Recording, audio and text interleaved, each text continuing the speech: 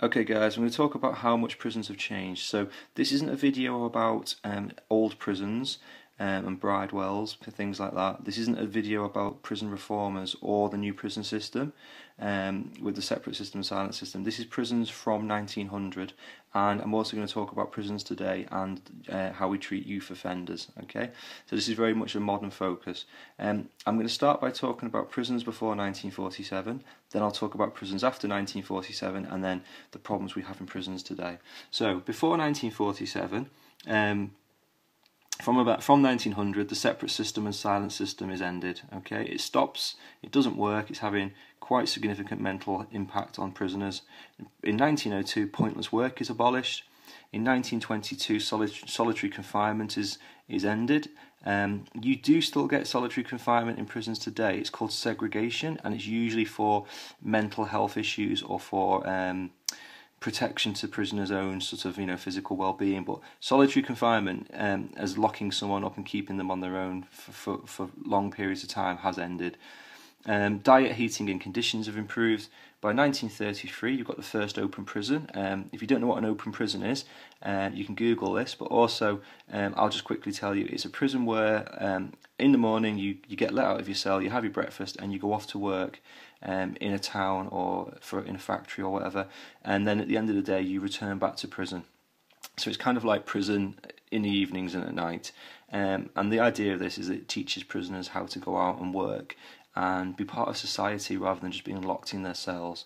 Reasons for these changes are that the public pressure, the attitudes of people towards the government, is to make prisons less harsh and make them more of a place to reform people. I'm just going to quickly look at the prison population chart for you here. This is quite interesting viewing. This is in most textbooks on the topic. You can see that in the 1930s and 1940s the prison population dropped to about 10,000. Unfortunately, since the 1950s you've seen a dramatic increase in the prison population, and it's about 90,000 today. What we personally, from my own experience, it's totally unsustainable. We cannot have 95,000 people in prison, and prisons are really not working, but we'll come to that in a second. Okay, so what is the reason for the rise in prison population? Well, the first reason is that judges and juries are giving more guilty verdicts and they're giving longer sentences. Now, something that recently has just ended was IPP, which stands for Indeterminate Public Protection. And this was a sentence where they could keep you in jail for 99 years. That has ended now, but longer sentences are definitely a feature of prisons since the 1940s. We're using more custodial sentences for crimes, and what that means, that custodial means being put into jail. What that means is that there are more crimes now that you can get put in jail for than ever before. So if you've got more crimes that carry custodial sentences, it makes sense you're going to have more people in prison. Finally, something called remand. Now, remand numbers have gone up. Remand is where you are arrested by the police and you are refused bail. So you can be innocent and put on remand, and that means that you are sent to a remand prison. Most prisons today take prisoners that have been sentenced and remand prisoners together. And the more prisoners that are remanded, the more people you've got in jail that are innocent awaiting trial. Okay, so there's a reason for your increase in the prison population. What I'm going to talk about now is problems with prisons today. So overcrowding. Since 1994, prisons and prisoners have been packed into overcrowded prisons. This is a real massive problem. Today, prison population cannot cope with the level of prisoners that we've got. Victorian prisons that were built in the 1830s, 1840s, 1850s were built and designed to have one prisoner in one cell as part of the separate and silent system and part of Robert Peel's Jails Act.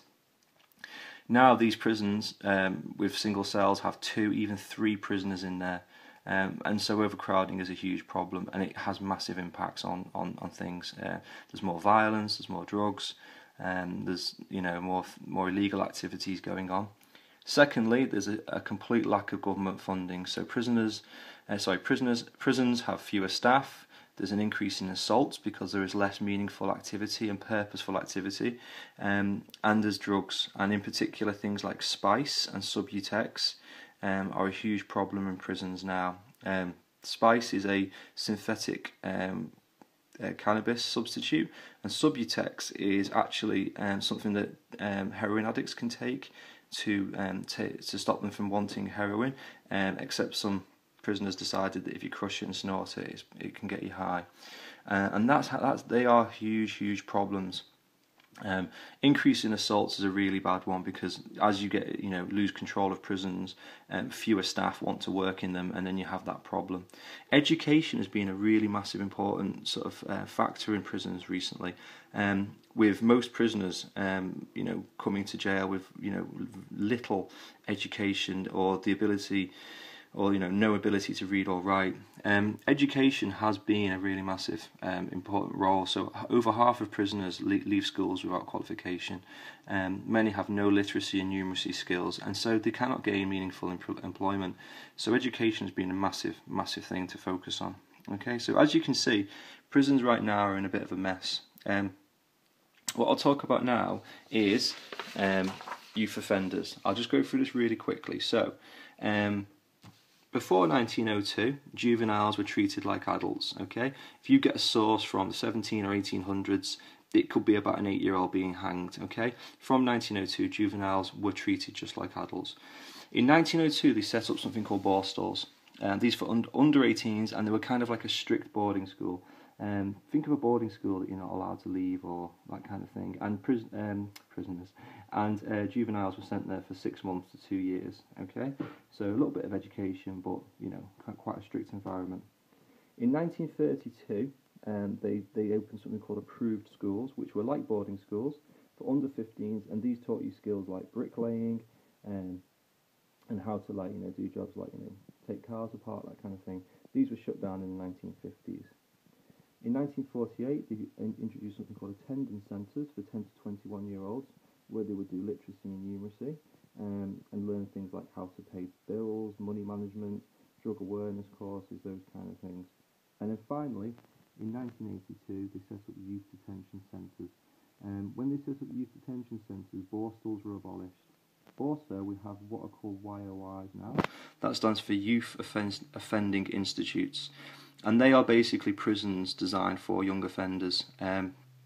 Juvenile offenders can go to prisons that are like proper prisons, like Hindley, and then YOIs go to actual proper youth offending institutes, and that's from the age of 18.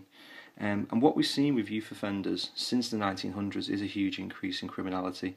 And just like prisons, they've got the same problems. They've got a lack of funding, they've got a lack of recruitment for staff, and they've got problems with drugs and violence. Okay, I'll just finish by talking about non-custodial alternatives, because this fits nicely into this topic.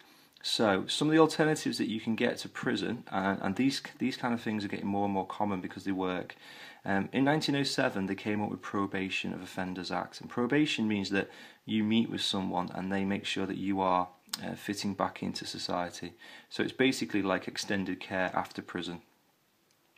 In 1962, birching was abolished and they used fines. Birching is being whipped with a large piece of thin wood. In 1967, the parole was introduced for good behaviour.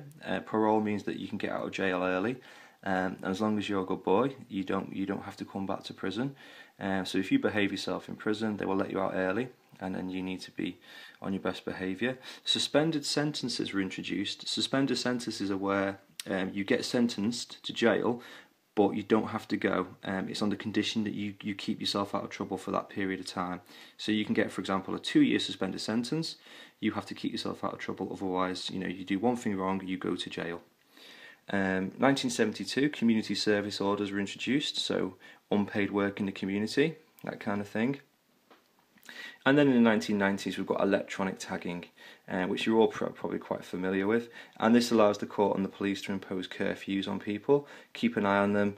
They might have an order saying that they're not allowed to go to the pub, so that obviously the police can tell if you're in the pub if you've got an electronic tag, and that's another way of controlling people. Okay, so that's a bit rushed, but hopefully you've got a little bit of information on young offenders and youth offenders in case you need it, and then you've also got a little bit about prisons in this modern period, and how they're in a real state at the moment.